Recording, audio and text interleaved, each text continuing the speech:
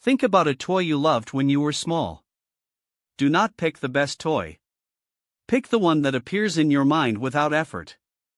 Maybe it was soft and worn out. Maybe it had a missing wheel. Maybe it was a simple plastic figure that you carried everywhere.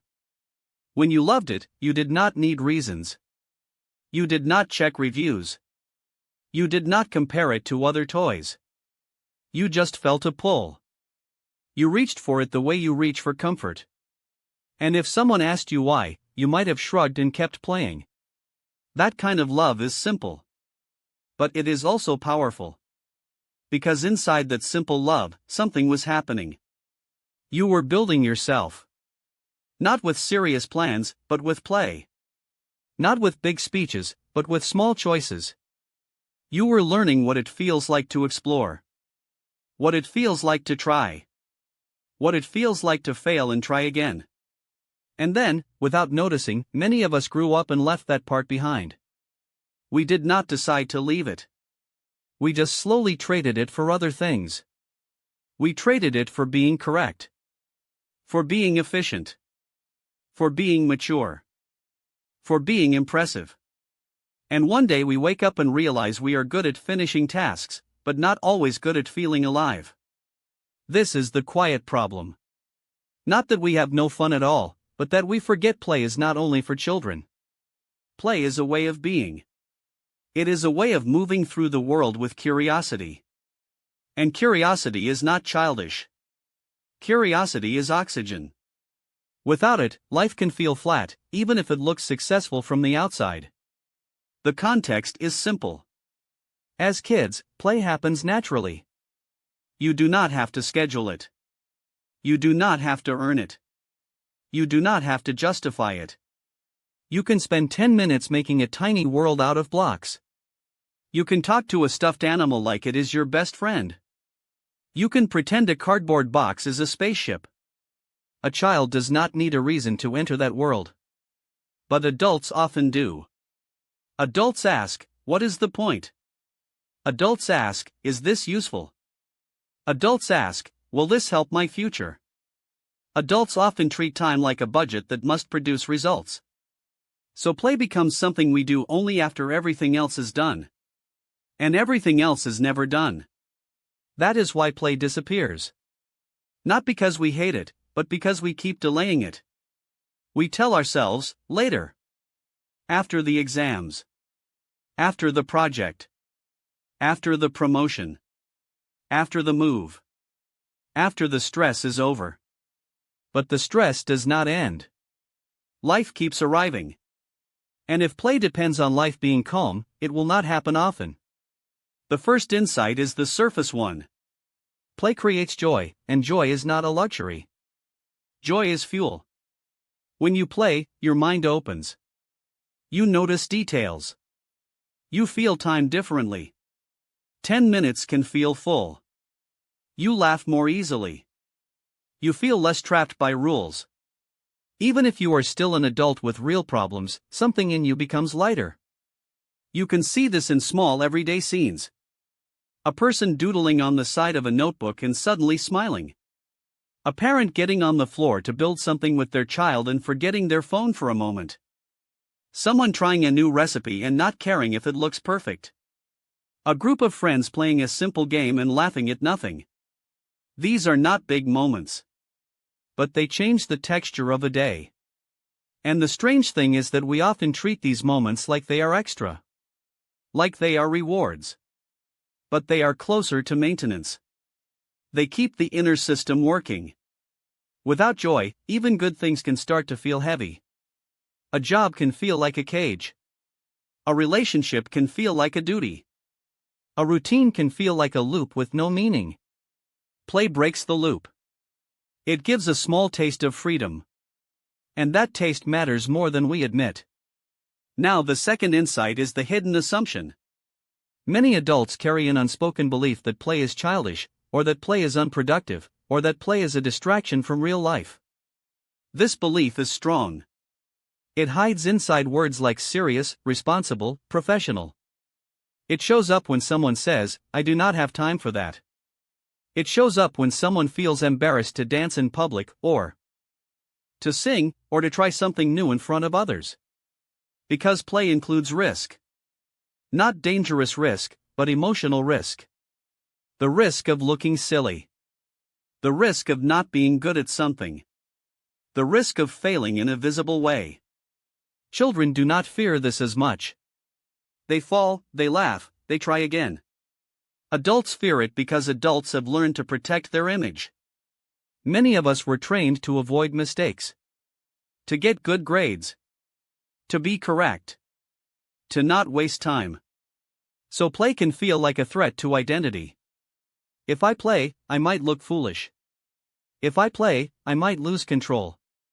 If I play, I might stop being the person who has it together. But here is the quiet truth. Being a person who always has it together is exhausting. It costs energy. It costs creativity.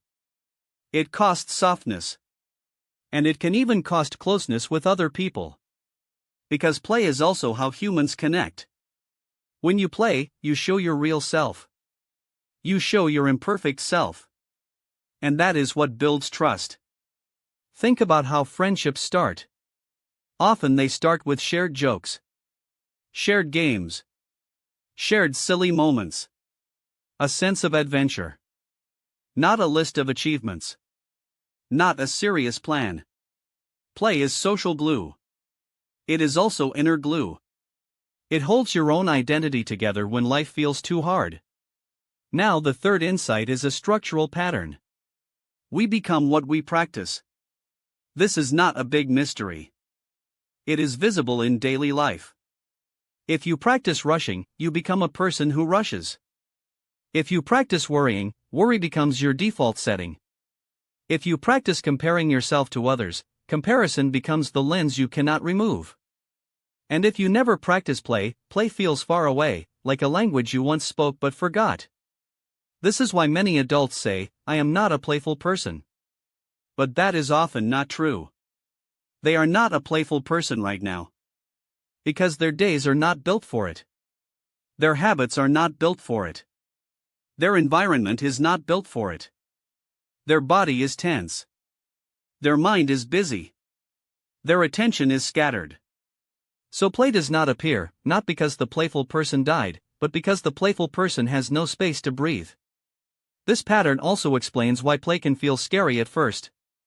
If you have not played in a long time, you may not know what to do.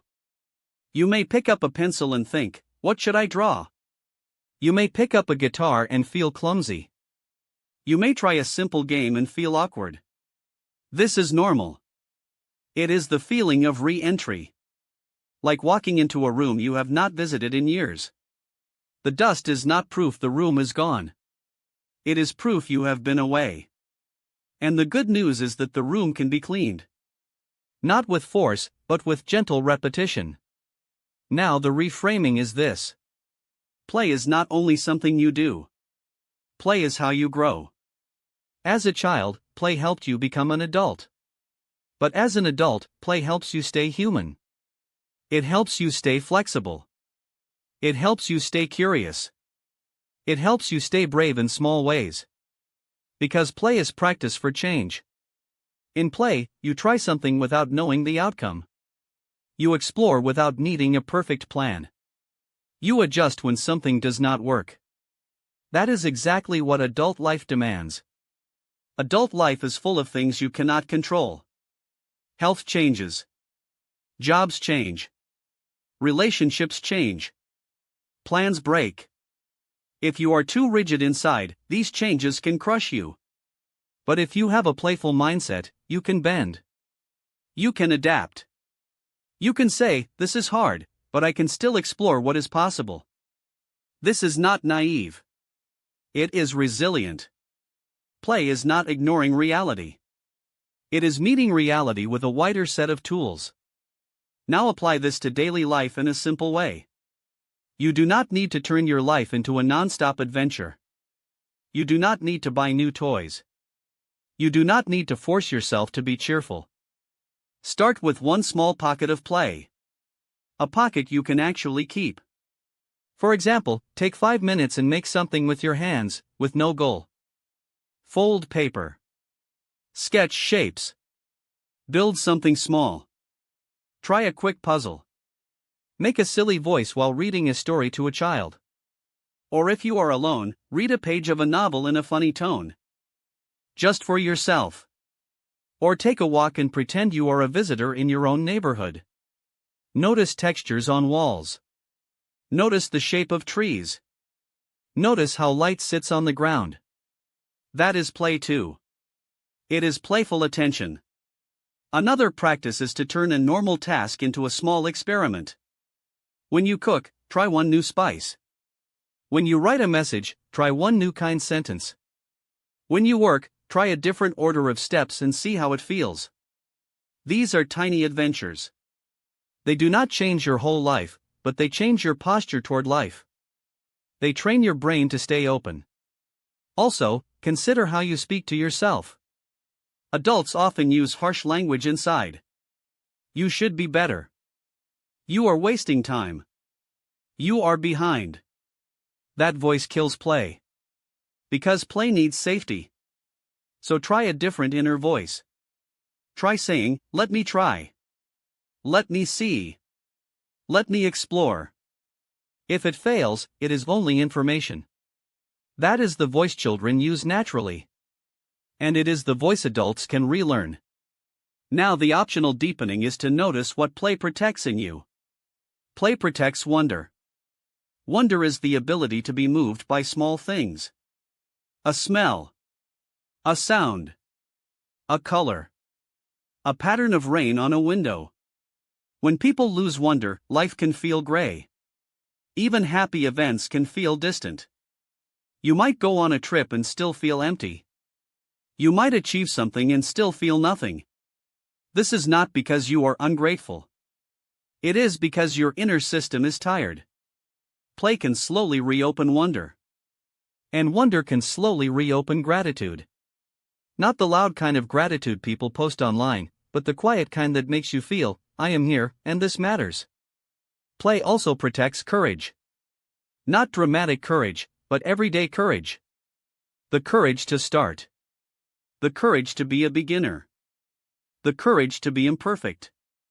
Many adults avoid new things because they do not want to feel awkward. But awkwardness is the price of growth. Play makes that price feel lighter. Because in play, awkwardness is allowed. It is even funny. So when you practice play, you practice being a beginner again. And being a beginner is one of the most alive feelings a person can have. Finally, play protects connection. In many adult lives, connection becomes thin. People talk about schedules, tasks, and problems. They rarely play together. But play creates shared moments that do not need fixing. A small joke. A shared game.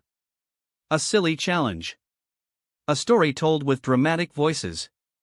Those moments build a kind of warmth that serious talk cannot always create. And if you have lost touch with the playful person inside you, you do not need to judge yourself. You can treat it like finding an old photo. You look at it and you feel something. Maybe you miss that child. Maybe you smile. Maybe you feel sad. All of that is okay. The key is to remember that playful person is not gone. That person is waiting for an invitation. And the invitation can be small, simple, and daily. So what is one small playful thing you could do this week, not to escape life, but to return to it?